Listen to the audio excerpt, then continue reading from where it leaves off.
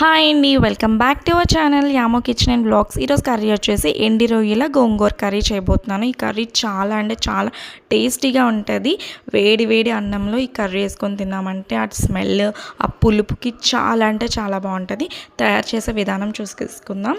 ఇప్పుడు ఫస్ట్ వచ్చేసి ఎండి రొయ్యలు మంచిగా తల తోక తీసేసుకుంటే నీచు వాసన అనేది ఉండదన్నమాట. అవి మంచిగా శుభ్రం చేసేసుకొని కడిగేసి పక్కన పెట్టుకోవాలి. ఒక కళాయి తీసుకొని అందులో కొంచెం ఆయిల్ యాడ్ చేసుకొని సన్నగా పొడవుగా కట్ చేసుకున్న 4 ఉల్లిపాయలు యాడ్ చేసుకోవాలి. ఇవి చిన్న పీసెస్ కన్నా పొడవుగా కట్ చేసుకుంటే ఈ గోంగూరకి చాలా బాగుంటుంది అనమాట. ఇవి బేగా మగ్గిపోతాయి కూడా పొడవుగా కట్ చేయడం వల్ల. ఇందులోనే కాస్తంత సాల్ట్ యాడ్ చేసేసుకొని అల్లం వెల్లుల్లి పేస్ట్ కానీ ఇలా కచ్చాబచ్చాగా దంచుకుందైనా సరే వేసుకోవచ్చు. టేస్ట్ బాగుంటుంది అల్లం వెల్లుల్లి పేస్ట్ వేయడం వల్ల. ఈ రొయ్యలకి ఎక్కువ నీచు వాసన ఉంటుంది కాబట్టి మనం కొంచెం పసుపు ఉప్పు వేసి కడుక్కోవాలి తల తోక తీసేసాక. కానీ ఇది చేయడానికి మాత్రం 1 అవర్ టైం పడుతుంది అనమాట. ఆ రొయ్యలు అన్నీ చాలా చిన్నగా ఉంటాయి కదా, చేసేసరికి టైం పడుతుంది. బట్ చేసుకొని వండుకొని తింటే మాత్రం టేస్ట్ చాలా బాగుంటుంది. ఇందులో కాసంత ఉప్పు పసుపు యాడ్ చేసుకోండి వేగంగా మగ్గిపోయేటట్టు. ఇందులో మంచిగా కలిపేసుకోవాలి మీడియం ఫ్లేమ్లో పెట్టుకొని. ఇదేంటంటే ఒక్కసారి మగ్గిపోయాక ఉల్లిపాయలు అన్నీ సపరేట్ అయిపోతాయి అనమాట, సన్నంగా అయిపోతాయి. ఈ కర్రీలోకి ఆ ఉల్లిపాయలే లుక్ అనమాట. ఒక ఆనియన్ కూడా మీరు ఒక టమాటా కూడా కట్ చేసుకోవాలి, చిన్నది మీడియం సైజ్. లేదంటే మీరు స్కిప్ చేసేసుకోవచ్చు. ఆ టమాటా వల్ల మీకు పులుపు ఇంకా ఎక్కువైపోద్ది. అంటే నేను కొంచెం కాయ లాంటిది తీసుకున్నాను అనమాట. పండుదైతే ఇంకా ఎక్కువ పులుపు వస్తుంది కాబట్టి ఇందులో కొంచెం గుప్పెడి కరివేపాకు పచ్చిమిర్చి చీలికలు యాడ్ చేసుకోవాలి. ఇవి మంచిగా ఫ్రై చేసుకున్న తర్వాత ఉల్లిపాయలు కొంచెం అంత మగ్గిపోయిన తర్వాత టమాటా యాడ్ చేసేసుకోండి. టమాటా మంచిగా మగ్గిపోతే పులుపు అనేది ఎక్కువ ఉండదు. గోంగూర అంత పులుపు అయితే రాదనమాట. ఒకటి మాత్రమే యాడ్ చేసుకుంటాం కాబట్టి చూడండి యాడ్ చేసేసుకున్నాను కదా. కొంచెం పెద్ద సైజులోనే కట్ చేసుకున్న చిన్న టమాటా కాబట్టి ఇలాగ మంచిగా కలిపేసుకోవాలి. దీని మీద మూత పెట్టేసుకొని మగ్గించేస్తే టమాటా ఈజీగా మగ్గిపోతుంది. ఆనియన్స్ కూడా మంచిగా కుక్ అయిపోతాయి. ఈలోగా గోంగూర ఒక కట్ట తీసుకుంటే సరిపోతుంది గుప్పెడు రొయ్యలకి, అంటే ఒక బాక్స్ నిండా రొయ్యలకి అనమాట. ఇది పులుపు ఎక్కువ ఉంటుంది. ఫ్రెష్ గోంగూర తెచ్చిన వెంటనే వండుతున్నాను కాబట్టి ఇది కొంచెం ఆయిల్ సాల్ట్ వేసి గోంగూర మగ్గించుకున్న తర్వాత అప్పుడు మీరు అది మిక్సీ చేసేసుకోండి. డైరెక్ట్ ఆకు అయితే వేయొద్దు.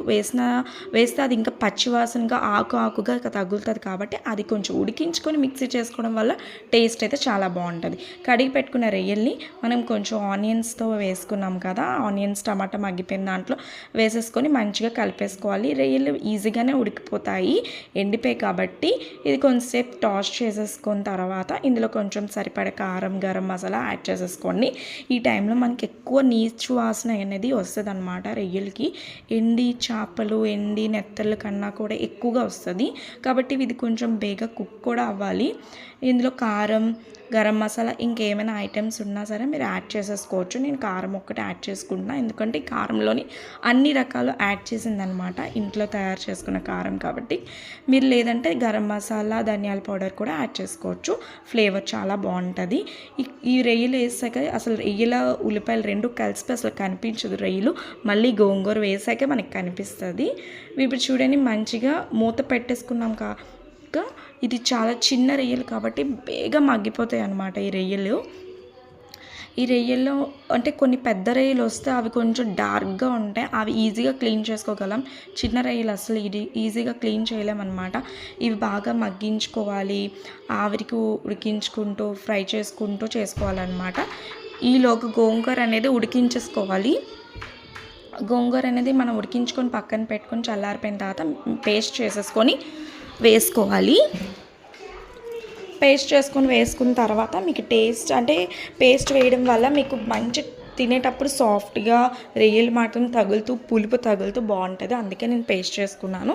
అది వేసుకున్న తర్వాత గ్రేవీ తగ్గట్టు కొంచెం వాటర్ యాడ్ చేసుకొని సాల్ట్ మాత్రం ఇందులో చాలా ఎక్కువే పడుతుంది, అంటే ఒక 3 స్పూన్స్లా పడుతుంది అనమాట. ఎందుకంటే పులుపు ఎక్కువగా ఉండడం వల్ల సాల్ట్ అనేది చాలా తక్కువ అయిపోద్ది. ఎన్ని స్పూన్స్ వేసినా మీ టేస్ట్ తగ్గట్టు వేసుకోండి.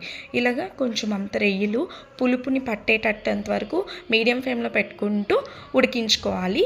అలాగే గోంగూర కూడా ఈవెన్గా మొత్తం అంతా స్ప్రెడ్ అయినట్టు ఉడికించేసుకుంటే మనకి కర్రీ అయితే ఆసమ్ రెడీ అయిపోయింది. ఇది కొంచెం అన్నంతో కలుపుకొని తింటూ ఒక ఆనియన్ నంచుకున్నామంటే curry super. Thank you for watching.